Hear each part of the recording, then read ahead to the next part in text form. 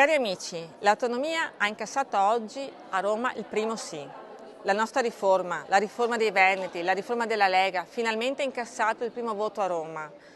Dopo tanti anni di attesa, dopo il referendum del 2017, dopo che il nostro presidente Luca Zaia ha indicato la via, siamo quindi partiti. Grazie al lavoro ostinato e quotidiano di Matteo Salvini e del segretario Alberto Stefani, la più grande riforma di questo governo può iniziare il suo iter in Parlamento. Siamo consapevoli che questo è il primo di una lunga serie di tappe, ma anche il viaggio più lungo inizia da un passo. L'ossessivo centralismo che ha caratterizzato l'Italia ha diviso economicamente il paese in due.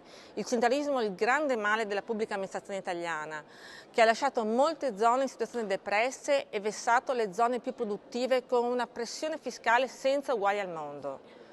Questo tempo però, da oggi, ha i giorni contati. Oggi a Roma abbiamo iniziato a scrivere una nuova storia, fatta di responsabilità, buon senso e buon governo. Quel buon senso tutto veneto che a giugno vogliamo riportare con entusiasmo qui a Bruxelles, sotto le insegne della nostra bandiera di San Marco. Grazie Lega, grazie Veneto, viva l'autonomia!